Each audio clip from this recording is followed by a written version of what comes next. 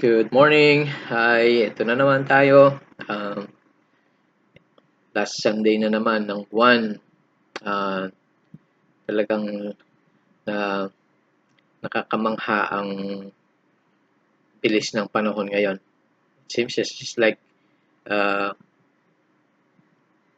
last week pa lang ako nagturo or something, o gumawa ng video. Pero ito na naman tayo. Ang bilis, ano? Ewan ko kung dahil sa edad lang or talagang mabilis na ang panahon, ang oras ngayon. So, hindi ko na alam. Pero kayo nang magdesisyon doon kung ano ang dahilan. So, nasa Revelation 10 tayo ngayong umaga.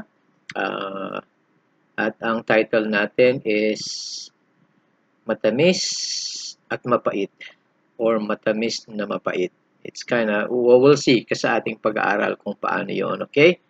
So, matamis na mapait. Let's pray before we get into God's Word. So, Father, we thank you, Lord, for this morning, for this time that you have gathered us, O Lord, to hear you as you speak to us through your Word, yung mga salita nyo dito sa Aklat ng Pahayag. Salamat po kami, Lord, na maraming salamat sa mga na pag-aaralan namin sa Aklat ng Pahayag na ang mga mangyayari sa future, O Lord. Ngunit ang pasasalamat namin ay hindi po kami makakaranas nitong mga hirap, mga sakuna at lahat ng na mangyayari sa mundong ito, Lord, dahil ang mga tao ay tinanggihan niyo kayo, Lord, na-check ang inyong pagmamahal. Ngunit kami, Lord, na tumanggap ng inyong pag-ibig, ng inyong kaligtasan dahil sa aming Panginoong Heso Kristo, Lord, ay hindi daranas ng mga kahirapang ito, Lord.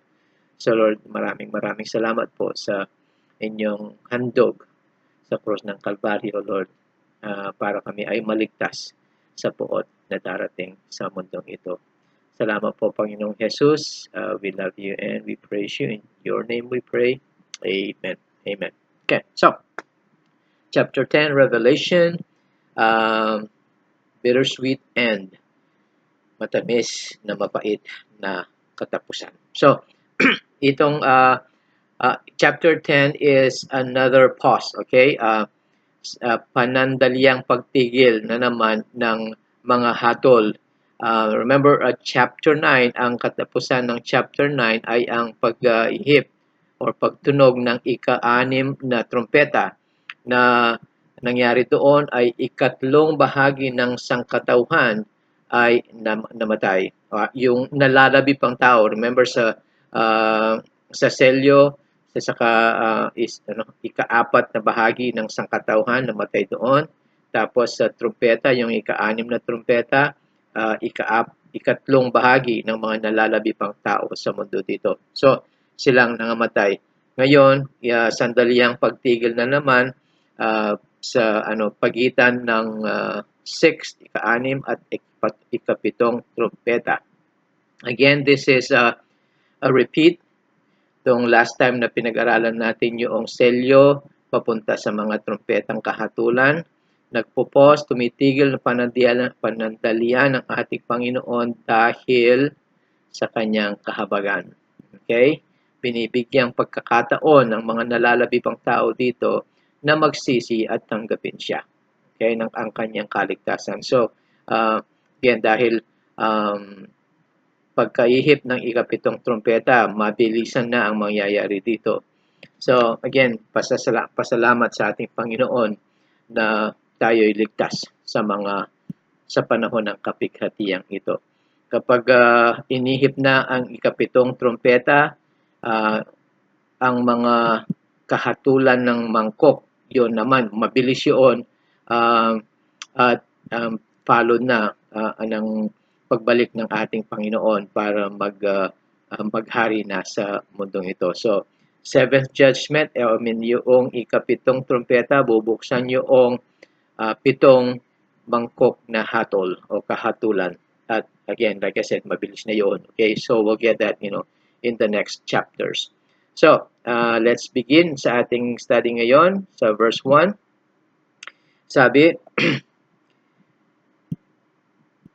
Nakita ko ang isa pang malakas na anghel na bumababang mula sa langit na nadaramtan ng ulap na may bahaghari sa kanyang ulo.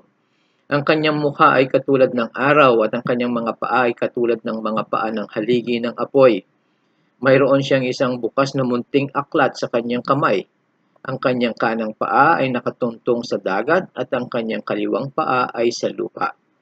Sumigaw siya ng malakas na tinig na katulad ng leong umaatungal. At nang sumigaw siya, ang 7 kulog ay nagsalita sa pamamagitan ng kani-kanilang mga tinig.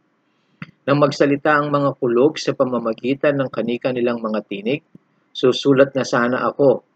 At narinig ko ang isang tinig mula sa langit, sinabi nito sa akin, Selyuhan ang sinabi ng 7 kulog. Huwag mong isulat ang kanilang mga salita. So, another vision, isang pangitain na naman na binigay kay Juan. Sabi, isang malakas na anghel na bumababa mula sa langit.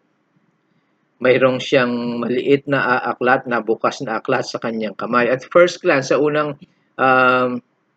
unang tingin dito, para bang si Jesus itong anghel na bumababa. Dahil yung description, yung sinulat patungkol sa anghel na ito, katulad ng description ni Jesus sa chapter 1.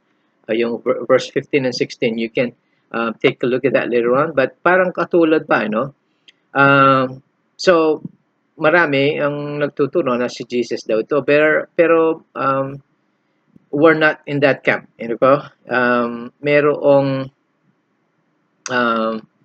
we'll see kung ano. First, kasi ang ginamit sa, na salita sa English, I'll read it in English, verse 1. I saw still another mighty angels coming down from heaven. Sa atin kasi, isa pa. Sabi, that's the word another. Pero sa atin, dalawang salita isa pa. But another. Ang word na ito sa Greek, okay, which alam natin lahat na ang New Testament ay isinulat sa language ng Griego, okay, Greek. Mayroong dalawang words na ginamit or ginagamit doon sa word na another o sa ating Tagalog isa pa. Sabi, alos at saka heteros. Okay? I-explain ko na lamang. Yung isa, ang meaning noon ay isa pang katulad, sabi, kauri, okay? Yung isang word heteros, isa pa, ngunit hindi kauri, iba. Okay? So there are two different kinds. Yung isa alos, of the same kind, kauri niya, and then yung heteros, it's another kind. Okay? Ang ginamit dito ay yung alos, which is sabi, yung another of the same, sabi.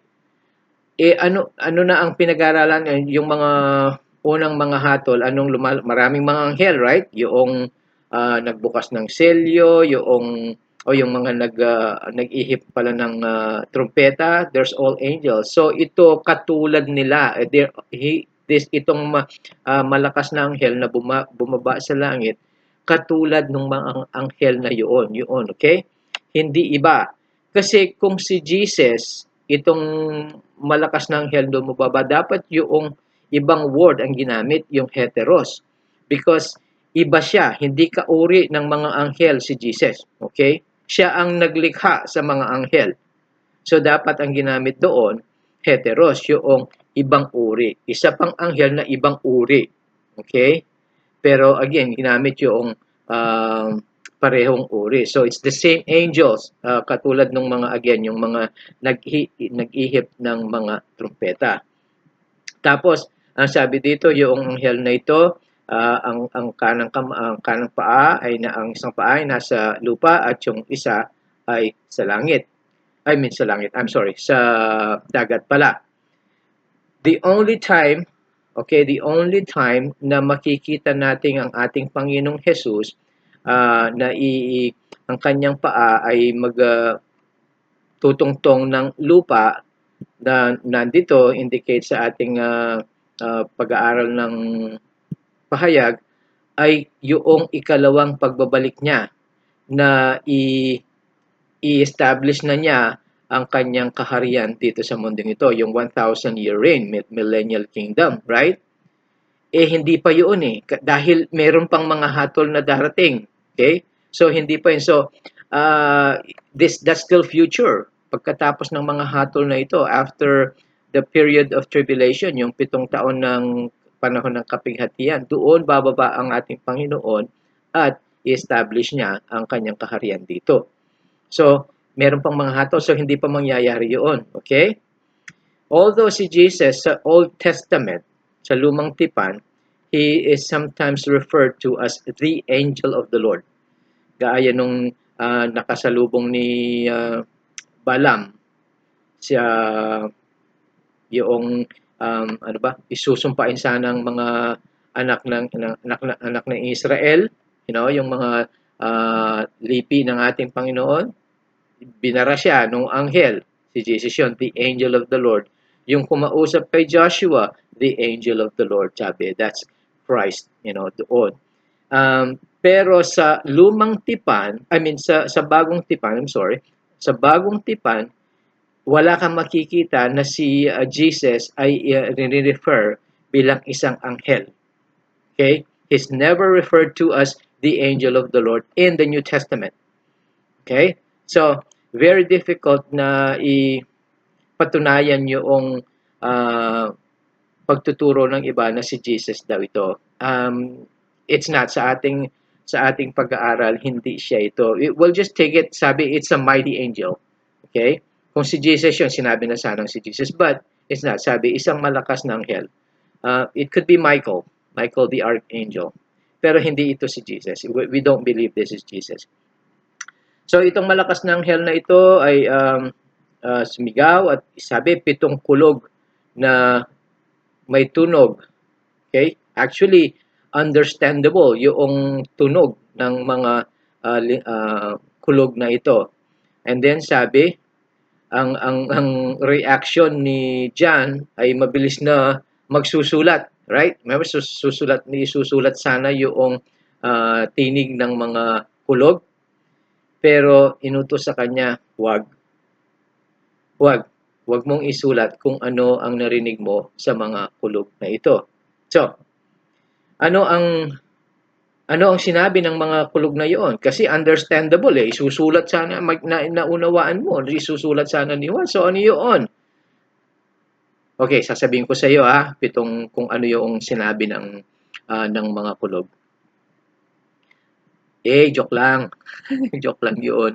Hindi ko masasabi yun. Wala. Okay, walang nakasulat. Kasi si John inutusan ng tinig sa langit ng ang paniniwala ko sa ang Diyos Sabi, huwag mong isulat. Kung ano yung narinig mo sa mga, huwag mong isulat. Kung sinabi kay Juan, huwag mong isulat. Bakit tayo we're only gonna be guessing, parang hula na lang kung ano sinabi. We don't, okay? Ang ating Diyos, marami ang inihayag niya sa kanyang salita, okay? Marami yung nalalaman na natin, na pag-aralan natin patungkol sa kanyang salita. Ngunit mayroong mga bagay na ayaw niyang ipaalam muna sa atin. Okay? And that's sa kanya yun, kapangyarihan niya yun. It is a principle na dapat nating isa-isip, okay, kapag pinag-aaralan natin ang salita ng Diyos. Kapag ang ating Diyos sinelyuhan niya, ayaw niyang ipakita sa atin, ayaw niyang ipasulat sa kanyang mga sugo noon, then wag na tayong manghula pa kung ano. Remember, kahit nung yung babaeng ba yun? Yung nangangalunya, remember? Nung iniharap siya sa ating Panginoon. Tapos nagsulat ang ating Panginoon sa lupa. Pero walang sinasabi kung ano yung sinusulat niya, right? So let's keep silent. Parang ganun. Hindi sinabi kung ano ang isinulat ng ating Panginoon doon. Wag na tayong manghula pa. Okay? Kagaya nito, sabi, wag mong isulat, Juan. Wag mong isulat ang narinig mo sa mga kulog na yun kung ano ang sinabi. Si Pastor Chuck, ang kanya isa sa mga rules niya sa interpretation ng Bible, where God is silent, then we need to be silent too. Okay? Kapag tahimik ang ating Diyos sa isang subject or kung ano man yung dapat maging tahimik tayo. Huwag na natin, kasi this is where marami ang mga nagkakamali na nagpupumilit kung ano yung explanation ni ginagawa or interpretation. Dito, there's nothing to interpret. Kasi, sabi ng Diyos kay Juan, huwag mong isulat. Selyuhan mo. Okay?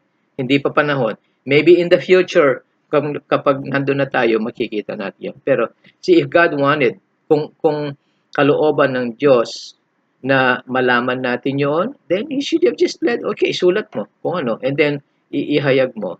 But, hindi niya, right? So, it's dangerous. Dangerous sa interpretation ng salita ng Diyos kapag walang sinasabi ang Diyos tapos nanghuhula pa, gumagawa ng iba't ibang klaseng kaya nga yung mga kulto ganoon sila ganoon mga kulto. Sinabi ng Panginoon, walang nakakaalam sa kanyang pagbabalik, right? Walang nakakaalam kundi ang Ama lamang sa langit. Iba ng ilang mga churches na, ilang mga kulto na, mga grupo ang nagtangkang sabi, alam natin, pinag-aralan namin ng salita, darating siya sa September 14, 1916, kung ano-ano yung mga dates na sinabi na ng Diyos, walang nakakaalam sa kanyang pagbabalik. See? Kaya nagtutrouble, nangangatrouble sila. Wala. So again, when the Word of God is silent about a subject, we need to be silent too. Okay? Huwag nang gumawa pa ng haka-haka. So, let's continue. Verse 5. Ang anghel na nakita kong nakatayo sa dagat at sa lupa ay nagtaas ng kanyang kamay sa langit. Siya ay sumumpa sa pamamagitan niya na nabubuhay sa magpakailanpaman.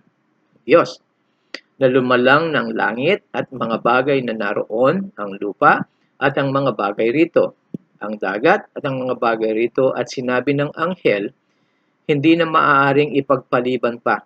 Subalit sa mga araw na hihipan na ang ikapitong anghel ang kanyang trompeta, matatapos na ang hiwaga ng Diyos katulad ng pagpapahayag ng ebanghelyo sa kanyang mga alipin na mga propeta. Sabi ko, kapag yung seventh trumpet, ikapitong trompeta ay hihipan na, matatapos ng hiwaga, sabi. Everything will end. Mabilis na ang pangyayari noon. Okay? So, itong malakas na anghel na ito, again, swore to God. Sumumpa siya sa pamagitan niya na nabubuhay na sa magpakailanpaman ang Diyos. Again, another proof na hindi ito si Jesus. Kasi, itong anghel na ito, sabi, sumumpa siya sa Diyos. Meaning, mas mababa siya sa status kaysa sa Diyos. Okay? Kung si Jesus itong anghel na ito, kung yun ang sinasabi ng iba, kapantay siya ng Ama Hindi siya mas mababa. Okay? He's equal to God. Right? Kung sa Hebreo chapter 6 verse 13, write it down and you can read it later, or kung mabilis kayo ng pag-ano ng Bible, go there.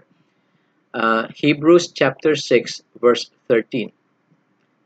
Sinasabi doon, sapagkat nang mangako ang Diyos kay Abraham, sumumpa siya sa kanyang sarili, yamang wala ng sino mang makakahigit pa na kanyang mapanumpaan. Okay? Wala nang higit pa sa Diyos na mapapanumpaan niya. Kasi kapag tayo sumusumpa, it's always sumusumpa sa sa ngalan ng aking ama, ng aking ina, or something like that. Or sinusumpa ka ito sa ngalan ni, yung mas mataas sa'yo, sa ngalan ni presidente, or whatever, right? Hindi ka sumusumpa sa mas mababa sa iyo, right? So, itong anghel na ito, sabi, sumumpa siya sa Diyos. Kung si Jesus ito, Bakit siya sumumpa pa sa Ama? Dapat sumumpa na siya sa kanyang sarili, which is because He is God. Sabi nga dito sa Hebreo, sapagkat namang mangako ang Diyos kay Abraham, sumumpa siya sa kanyang sarili, yamang wala ng sino mang makakahigit pa na kanyang mapanumpaan. So, itong anghel na ito, it was lower than God dahil sumumpa siya sa Diyos. Okay? So, there's another proof na hindi, yung anghel na ito ay hindi si Jesus. So, itong anghel, sabi, he was saying, yung ikapitong trumpeta ay hihipan na at magaganap na, makukumpleto na yung mga hatol nating, ng ating Diyos sa mundong ito. Masamang mundo. Sumasama every time. Okay? Ewan ko kung ano ang sitwasyon diyan. Pero dito sa Amerika, I mean, it's really bad, okay? Election year, pero talagang masama ang nangyayari dito. Ang kadiliman, talagang hindi. Parang sila ang nagiging primary. Sila ang may kapangyarihan. Pero alam nating lahat ang Diyos ang siya ang nagkokontrol sa lahat. Okay? So, hindi bulag ang ating Panginoon na hindi niya nakikitang nangyayari. So, kaya nga marami na ang naniniwala na malapit na talaga ang pagbabalik ng ating Panginoon. Or at least, ang pagkuha niya sa atin. Okay? Dahil talaga sobra ang kasamaan dito sa States. Okay? So, even in the whole world, like yung nangyayari sa Israel, yung sa Middle East, sa Russia, lahat-lahat. So, Jesus is coming soon. Okay? So, matatapos na, sabi ang hiwaga ng Diyos dito, na yun ngang mga kahatulan niya, it will end the rule of man. Katapusan ng paghahari ng tao sa mundo. Kukunin na ng ating Panginoon ang original na sa Kanya. Siyang naglikha, siyang lumalang lang lahat, at kukunin niya, ibabalik niya sa Kanyang sarili ito. So, it will end the rule of man. Okay? So, sa Revelation, magji-jump tayo sa chapter 11 verse 15, which we will study next time. Hinipan ng pangpitong anghel ang kanyang trumpeta. Okay? May malakas na mga tinig sa langit na nagsasabi, ang mga paghahari ng sangkatauhan ay naging mga paghahari ng ating Panginoon at ng kanyang Kristo. At maghahari siya sa mga magpakailan paman. So, siya na. After the seventh trumpet, yung mangkok na mga kahatulan, mabilis na mangyayari yun, and then Jesus is coming back to earth. Okay? Yung mga propeta sa lumang tipan, napakarami. Si Daniel, si Ezekiel, si Isaiah, Jeremiah, Joel, Amos, Zechariah, lahat sila ay isinulat nila itong pangyayaring ito. Yung end time events nga. Okay? Yung katapusan na ng paghahari ng tao sa mundong ito. The judgments of God noon, hiwaga sila, pero ngayon ay inihahayag na sa atin. Okay? So again, that's why ang aklat na ito ay revelation, ang paghayag ng ating Panginoong Hesus Kristo. Okay? So, there you go. Okay, let's get back to our text, verse 8. At ang tinig na aking narinig mula sa langit ay muling nagsasabi sa akin, yumaon ka, kunin mo ang bukas na munting aklat sa kamay ng anghel na nakatungtong sa ibabaw ng dagat at sa ibabaw ng lupa. At ako'y pumunta sa anghel at sinabi ko sa kanya, ibigay mo sa akin ang munting aklat. At sinabi niya sa akin, kunin mo at kainin mong lahat ito. Paaasimin nito ang iyong tiyan, ngunit sa iyong bibig matamis itong katulad ng pulot. At kinuha ko ang munting aklat mula sa kamay ng anghel, kinain kong lahat ito, sa aking bibig ay matamis, itong katulad ng pulot. Nang kainin ko ito, naging mapait ang tiyan ko. At sinabi niya sa akin, dapat na ihayag mong muli ang patungkol sa mga tao, sa mga bansa, sa mga wika, at sa mga hari. So, kainin mo, yun ang utos. kunin mo yung bukas na maliit na aklat at kainin mo. Sabi, okay, symbolism ito, okay? Dahil isang aklat, kakainin mo, mabubulunan ka or something. So, it's a figure of speech, okay? Itong kainin mo ang aklat na ito, it means, ang kahulugan nito is that pagbabasa at pagbubulay-bulay sa salita ng Diyos. Okay? In this case, yung mga hatol na darating pa sa mundong ito. So, kasi pagkatapos ng utos sa kanya, kapag kinain mo na yung aklat, sabi, ihayag mong muli ang patungkol sa mga tao. Prophesy, sabi. Right? That's why itong meaning noong pagkain ng aklat is just taking it in. Parang kinakain natin ang salita ng ating Diyos. Nilalagay natin sa ating katawan, right? Sa ating isip, minsan sa ating pandinig, sa ating mga mata, at pumapasok sa ating katawan, sa ating spirito. Okay? So, yun ang meaning nito. So, taken in, kasi kung wala sa atin ang salita ng Panginoon, paano natin mahihayag? Kung hindi natin alam, right?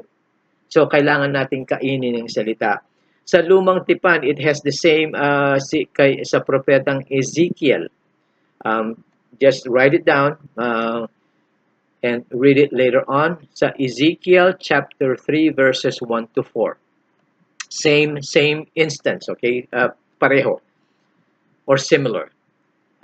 Again, Ezekiel chapter 3 verses 1 to 4. At sinabi niya sa akin, anak ng tao, kanin mo ang iyong nasusumpungan. Kanin mo ang balumbong ito at ikaw ay yumaon. Magsalita ka sa sangbahayan ni Israel. Sa gayoy, ibinuka ko ang aking bibig at ipinakain niya sa akin ang balumbon. It's a scroll. At sinabi niya sa akin, anak ng tao, pakanin mo ang iyong tiyan at busugin mo ang iyong bituka ng balumbong ito na aking ibinibigay sa iyo.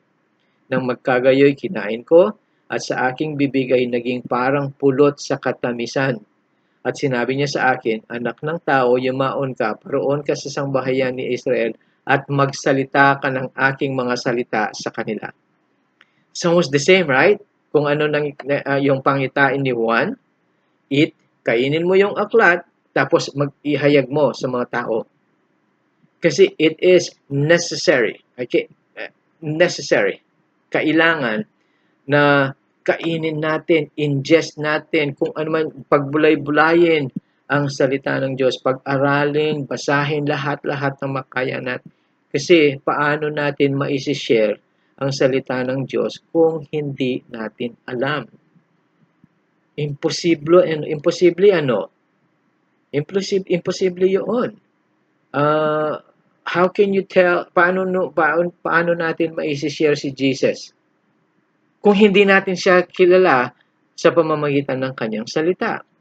How do we share about His love? Kung paano inihandog ng ating Diyos ang kanyang kaisa-isang anak para tayo ay maligtas, para hindi tayo dumanas nitong mga kapighatiang ito. We have to ingest, kanin, basahin, pag-aralin, o kung ano-ano pang dapat nating gawin patungkol sa salita ng Diyos. Because ang salita ng ating Diyos ay buhay. Yun ang binibigay natin, yun ang masishare natin sa iba, right? Dahil ang kanilang hahantungan, ang future nila is death. Death, kamatayan, meaning spiritual death, na hiwalay sila sa ating Diyos magpakailanman sa apoy ng impyerno. But He gives us life. His word is life. Ang salita niya ay buhay. So kung hindi natin alam ang kanyang salita, kung hindi natin pinag-aaralan yung devotions, lahat-lahat, wag lang sa Sunday, wag lang sa Wednesday, okay? Read the Word of God every day. Every day. Kahit na ilang minuto sa araw niyo, but make it a point to read God's Word every day. Morning, noon, afternoon, nighttime, or puman, but make time, okay? Make time to read the Word of God because ito ang kanyang utos kay Juan. Ganito din ang utos niya sa atin because we have to spread, right? We have to share His love.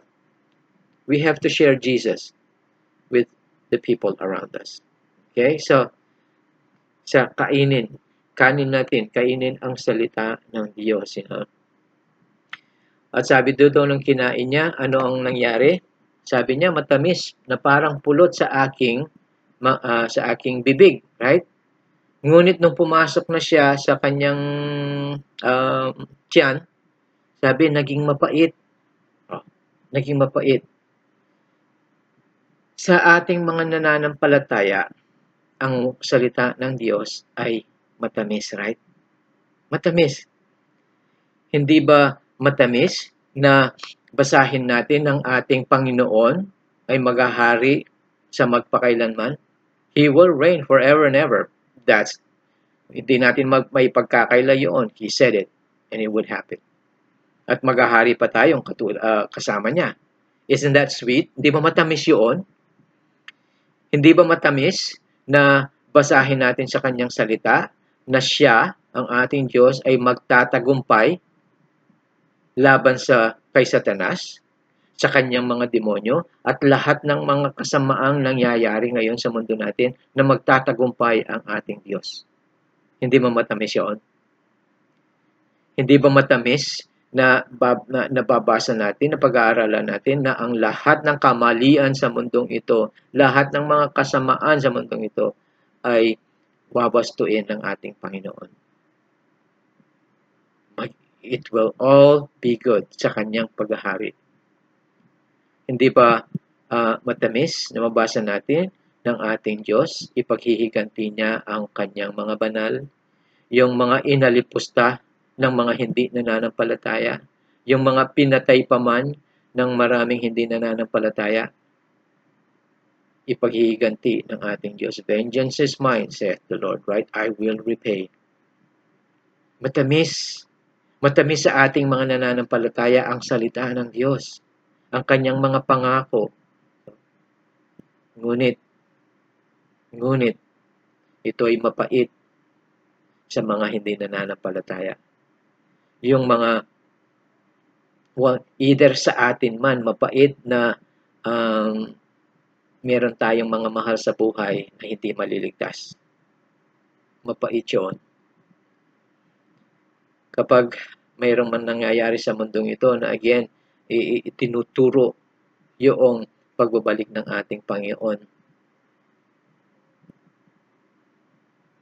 Matamis sa akin na actually pinapanalangin ko, sinabi ko na sa inyo many times na padalangin ko every morning is that, Lord, come, right? Pumalik na kayo, Panginoon, kunin niyo na kami para makapiling na namin kayo sa langit. Every morning, pinapanalangin ko yon. It's sweet, matamis, ngunit mapait na nalalaman kong meron akong mga mahal sa buhay na baka kung hindi sila magsisisi, kung hindi nila tatanggapin ang Panginoon bilang tagapagligtas, hindi ko sila makakasama sa langit. Mapait sa aking tiyan yun. Kaya pinapanalangin ko sila everyday din. I pray, come Jesus, come. And I pray, save my brothers, my sisters, ang kanilang mga anak, yung mga mahal ko sa buhay, mga kaibigan, mga close sa akin. I pray. It's sweet and it's bitter at the same time, matamis at mapait at the same time.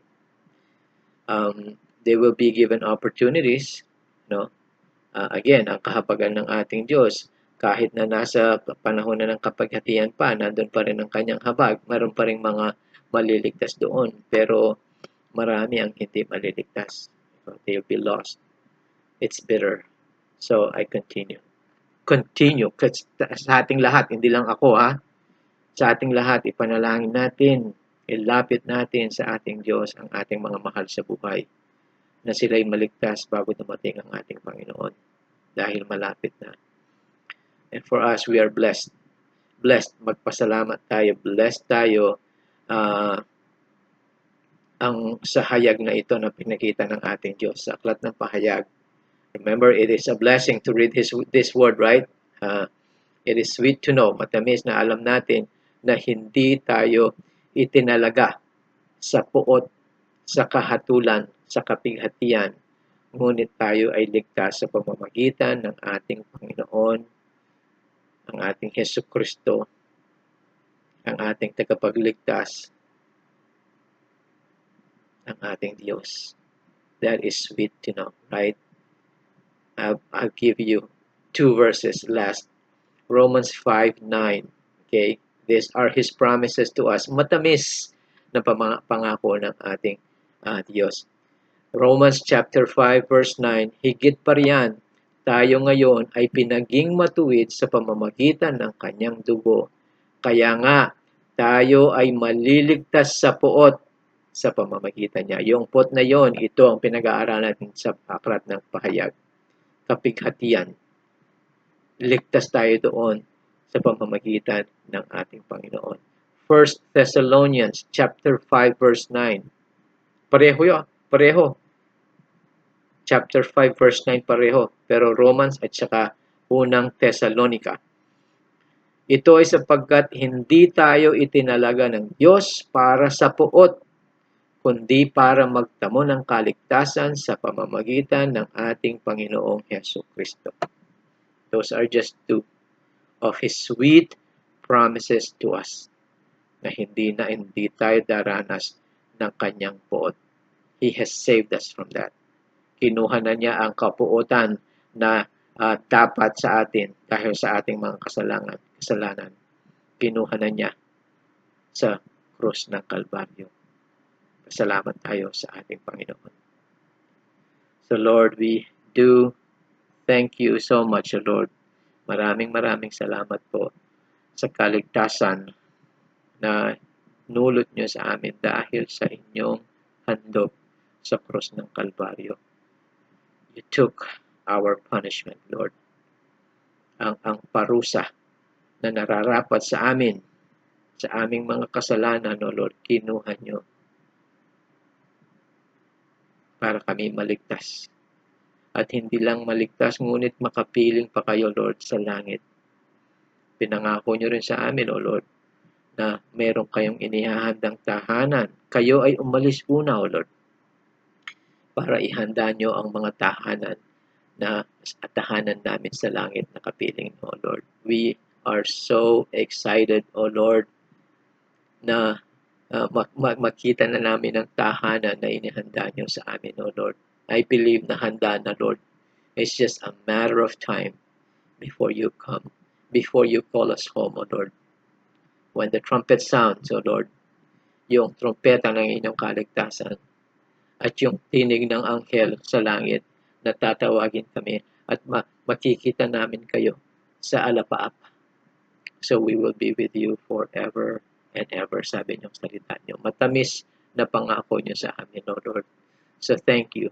Maraming salamat po, Panginoong Jesus, sa inyong mga matatamis na pangako sa amin, O Lord. We love you and we praise you in Jesus' name.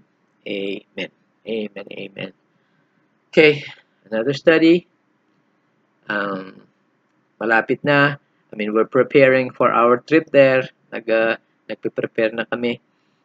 So, in a few months, I'll see you. Bye. See you then. I love you all.